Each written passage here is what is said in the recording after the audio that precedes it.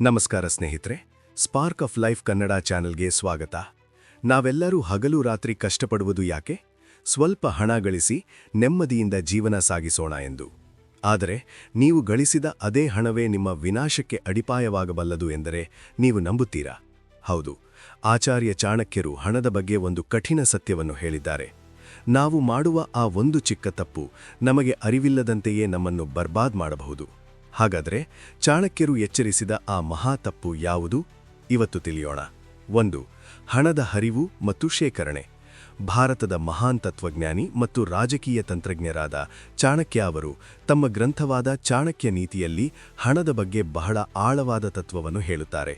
ಅವರ ಪ್ರಕಾರ ಹಣವು ಕೇವಲ ಸಂಪತ್ತಿನ ಸಂಕೇತವಲ್ಲ, ಅದು ಸರಿಯಾಗಿ ಬಳಕೆಯಾದಾಗ ಸಮಾಜಕ್ಕೂ ವ್ಯಕ್ತಿಗೂ ಬೆಳವಣಿಗೆಯನ್ನು ತರುತ್ತದೆ. ಚಾಣಕ್ಯರು ಒಂದು ಸರಳವಾದ ಆದರೆ ಅತ್ಯಂತ ಅರ್ಥಪೂರ್ಣ ಉದಾಹರಣೆಯನ್ನು ಕೊಡುತ್ತಾರೆ. ಅವರು ಹೇಳುತ್ತಾರೆ, ನಿಂತ ನೀರು ಕಾಲಕ್ರಮೇಣ ಕೊಳೆಯುತ್ತದೆ, ಅದರಲ್ಲಿ ದುರ್ವಾಸನೆ ಬರುತ್ತದೆ ಮತ್ತು ಅದು ಯಾರಿಗೂ ಉಪಯೋಗವಾಗುವುದಿಲ್ಲ.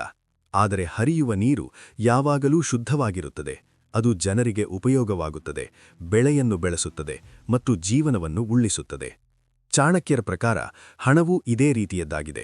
ಹಣವನ್ನು ಕೇವಲ ಸಂಗ್ರಹಿಸಿ ಪೆಟ್ಟಿಗೆಯಲ್ಲಿ ಹಾಕಿ ಇಟ್ಟರೆ ಅದು ನಿಂತ ನೀರಿನಂತಾಗುತ್ತದೆ.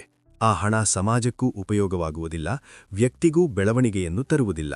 ಹಣದ ನಿಜವಾದ ಮೌಲ್ಯ ಅದು ಹರಿದಾಗ ಮಾತ್ರ ಕಾಣಿಸುತ್ತದೆ. ಹರಿವು ಎಂದರೆ ಅರ್ಥವಿಲ್ಲದೆ ಖರ್ಚು ಮಾಡುವುದು ಅಲ್ಲ. ಚಾಣಕ್ಯರು ಹೇಳುವ ಹರಿವು ಎಂದರೆ ಬುದ್ಧಿವಂತಿಕೆಯ ಬಳಕೆ.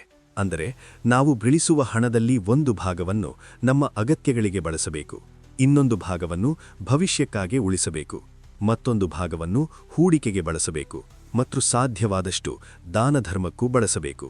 ಉದಾಹರಣೆಗೆ, ಒಬ್ಬ ವ್ಯಕ್ತಿ ಬಹಳಷ್ಟು ಹಣ ಗಳಿಸುತ್ತಾನೆ, ಆದರೆ ಅವನು ಅದನ್ನು ಕೇವಲ ಕೂಡಿಡುತ್ತಾನೆ.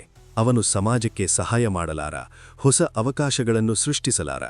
ಆದರೆ ಇನ್ನೊಬ್ಬ ವ್ಯಕ್ತಿ ತನ್ನ ಹಣವನ್ನು ಸರಿಯಾಗಿ ಬಳಸುತ್ತಾನೆ. ಅವನು ಸ್ವಲ್ಪ ಹಣವನ್ನು ವ್ಯವಹಾರದಲ್ಲಿ ಹೂಡುತ್ತಾನೆ, ಸ್ವಲ್ಪ ಹಣವನ್ನು ಅಗತ್ಯವಿರುವವರಿಗೆ ಸಹಾಯ ಮಾಡುತ್ತಾನೆ.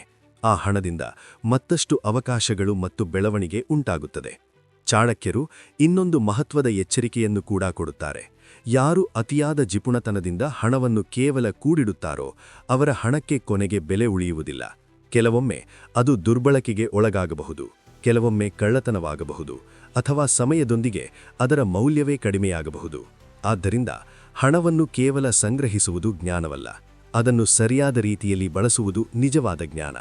ಹೀಗಾಗಿ ಚಾಣಕ್ಯ ನೀತಿಯ ಸಾರ ಏನೆಂದರೆ, ಹಣವನ್ನು ಸಂಪಾದಿಸುವುದು ಮುಖ್ಯ, ಆದರೆ ಅದಕ್ಕಿಂತ ಮುಖ್ಯವಾದದ್ದು ಅದನ್ನು ಸರಿಯಾಗಿ ಬಳಸುವುದು. ಹಣ ಸಮಾಜದಲ್ಲಿ ಹರಿದಾಗ ಮಾತ್ರ ಅದು ಬೆಳವಣಿಗೆ, ಸಹಾಯ ಮತ್ತು ಸಮೃದ್ಧಿಯನ್ನು ತರುತ್ತದೆ. ಅದಕ್ಕಾಗಿ ಚಾಣಕ್ಯರು ಹೇಳುವ ತತ್ವವೇನೆಂದರೆ, ಹಣ ನಿಂತ ನೀರಿನಂತಿರಬಾರದು, ಅದು ಹರಿಯುವ ನೀರಿನಂತೆ ಸಮಾಜದಲ್ಲಿ ಉಪಯೋಗವಾಗಬೇಕು.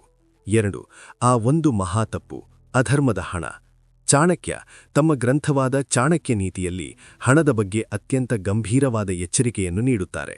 ಅವರ ಪ್ರಕಾರ ಹಣವನ್ನು ಸಂಪಾದಿಸುವುದು ತಪ್ಪಲ್ಲ, ಆದರೆ ಹಣವನ್ನು ಯಾವ ಮಾರ್ಗದಿಂದ ಸಂಪಾದಿಸುತ್ತೇವೆ ಎಂಬುದು ಅತ್ಯಂತ ಮಹತ್ವದ್ದು. ಅದರಲ್ಲಿ ದೊಡ್ಡ ತಪ್ಪು ಎಂದರೆ ಅಧರ್ಮದ ಹಣ, ಅಂದರೆ ಅನ್ಯಾಯದಿಂದ ಅಥವಾ ಮೋಸದಿಂದ ಗಳಿಸಿದ ಹಣ. ಚಾಣಕ್ಯರು ಹೇಳುವಂತೆ, ಒಬ್ಬ ವ್ಯಕ್ತಿ ಇನ್ನೊಬ್ಬರ ಕಣ್ಣೀರಿನ ಮೇಲೆ ಮೋಸದ ಮೂಲಕ ಅಥವಾ ಅನ್ಯಾಯದ ಮಾರ್ಗದಿಂದ ಹಣ ಗಳಿಸಿದರೆ ಆ ಹಣ ಹೊರಗೆ ನೋಡುವಲ್ಲಿ ದೊಡ್ಡ ಸಂಪತ್ತಿನಂತೆ ಕಾಣಬಹುದು. ಆರಂಭದಲ್ಲಿ ಅದು ಸುಖವನ್ನು ನೀಡುವಂತೆಯೇ ತೋರುತ್ತದೆ. ಆ ವ್ಯಕ್ತಿಗೆ ಐಶ್ವರ್ಯ, ಸೌಕರ್ಯ ಮತ್ತು ಸುಖಭೋಗಗಳು ಸಿಗುವಂತೆ ಕಾಣಬಹುದು. ಆದರೆ ಚಾಣಕ್ಯರ ಪ್ರಕಾರ ಇದು ಕೇವಲ ತಾತ್ಕಾಲಿಕ. ಆ ಹಣದ ಹಿಂದೆ ಇರುವ ಅಧರ್ಮದ ಶಕ್ತಿ ಕೊನೆಗೆ ಅವನ ಜೀವನದಲ್ಲಿ ದುಃಖವನ್ನು ತಂದೆ ತರುತ್ತದೆ. ಚಾಣಕ್ಯರು ಒಂದು ಗಂಭೀರವಾದ ಸತ್ಯವನ್ನು ಹೇಳುತ್ತಾರೆ.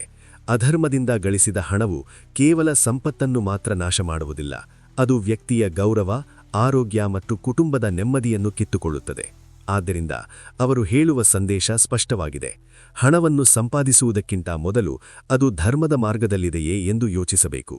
ಹೀಗಾಗಿ ಚಾಣಕ್ಯ ನೀತಿಯ ಸಾರ ಏನೆಂದರೆ, ಹಣವು ಧರ್ಮದ ಮಾರ್ಗದಲ್ಲಿ ಬಂದರೆ ಅದು ಆಶೀರ್ವಾದವಾಗುತ್ತದೆ, ಆದರೆ ಅಧರ್ಮದ ಮಾರ್ಗದಲ್ಲಿ ಬಂದರೆ ಅದು ಕೊನೆಗೆ ವಿನಾಶದ ಕಾರಣವಾಗುತ್ತದೆ. 3. ಹಣವನ್ನು ಹೇಗೆ ಬಳಸಬೇಕು?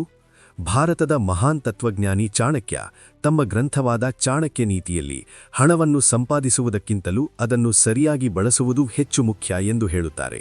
ಅವರ ಪ್ರಕಾರ ಹಣವು ಕೇವಲ ಸಂಗ್ರಹಿಸಲು ಇರುವ ವಸ್ತುವಲ್ಲ, ಅದು ಜೀವನವನ್ನು ಸಮತೋಲನದಲ್ಲಿರಿಸಲು ಬಳಸಬೇಕಾದ ಒಂದು ಶಕ್ತಿ. ಚಾಣಕ್ಯರು ಹಣದ ರಕ್ಷಣೆಗೆ ಮತ್ತು ಅದರ ಸದುಪಯೋಗಕ್ಕೆ 3 ಪ್ರಮುಖ ದಾರಿಗಳನ್ನು ಸೂಚಿಸುತ್ತಾರೆ: ದಾನ, ಭೋಗ ಮತ್ತು ಹೂಡಿಕೆ. ಈ 3 ಮಾರ್ಗಗಳು ಜೀವನದಲ್ಲಿ ಸಮತೋಲನವನ್ನು ತರಲು ಸಹಾಯ ಮಾಡುತ್ತವೆ. ಮೊದಲನೆಯದು ದಾನ.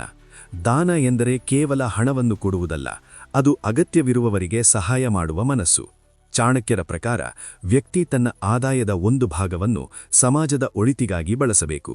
ಬಡವರಿಗೆ, ವಿದ್ಯಾಭ್ಯಾಸಕ್ಕೆ, ಧಾರ್ಮಿಕ ಕಾರ್ಯಗಳಿಗೆ ಅಥವಾ ಸಂಕಷ್ಟದಲ್ಲಿರುವವರಿಗೆ ಸಹಾಯ ಮಾಡಿದಾಗ ಹಣದ ಮೌಲ್ಯ ಹೆಚ್ಚಾಗುತ್ತದೆ. ದಾನದಿಂದ ಸಮಾಜದಲ್ಲಿ ಕರುಣೆ ಮತ್ತು ಒಳ್ಳೆಯತನ ಬೆಳೆಯುತ್ತದೆ ಮತ್ತು ಆ ವ್ಯಕ್ತಿಗೆ ಗೌರವವೂ ದೊರೆಯುತ್ತದೆ. ಎರಡನೆಯದು ಭೋಗ, ಅಂದರೆ ಹಣವನ್ನು ತನ್ನ ಮತ್ತು ತನ್ನ ಕುಟುಂಬದ ಅಗತ್ಯಗಳಿಗೆ ಬಳಸುವುದು. ಚಾಣಕ್ಯರು ಹೇಳುವಂತೆ, ಹಣವನ್ನು ಕೇವಲ ಕೂಡಿಡುವುದು ಜ್ಞಾನವಲ್ಲ. ಜೀವನದಲ್ಲಿ ಸಂತೋಷ, ಆರೋಗ್ಯ ಮತ್ತು ಕುಟುಂಬದ ಸುಖಕ್ಕಾಗಿ ಹಣವನ್ನು ಸರಿಯಾದ ರೀತಿಯಲ್ಲಿ ಬಳಸಬೇಕು. ಮನೆ, ಶಿಕ್ಷಣ, ಆರೋಗ್ಯ ಮತ್ತು ಜೀವನದ ಅಗತ್ಯಗಳಿಗೆ ಹಣವನ್ನು ಬಳಸಿದಾಗ ಅದು ಜೀವನವನ್ನು ಸುಖಕರವಾಗಿಸುತ್ತದೆ. ಮೂರನೆಯದು ಹೂಡಿಕೆ. ಚಾಣಕ್ಯರ ಪ್ರಕಾರ ಬುದ್ಧಿವಂತ ವ್ಯಕ್ತಿ ತನ್ನ ಹಣದ ಒಂದು ಭಾಗವನ್ನು ಭವಿಷ್ಯಕ್ಕಾಗಿ ಉಳಿಸಿ ಸರಿಯಾದ ಜಾಗದಲ್ಲಿ ಹೂಡಿಕೆ ಮಾಡುತ್ತಾನೆ. ಹೂಡಿಕೆ ಮಾಡಿದ ಹಣ ಭವಿಷ್ಯದಲ್ಲಿ ಹೆಚ್ಚಾಗುತ್ತದೆ ಮತ್ತು ಸಂಕಷ್ಟದ ಸಮಯದಲ್ಲಿ ಸಹಾಯವಾಗುತ್ತದೆ. ಇದು ವ್ಯಕ್ತಿಗೆ ಆರ್ಥಿಕ ಸುರಕ್ಷತೆಯನ್ನು ನೀಡುತ್ತದೆ.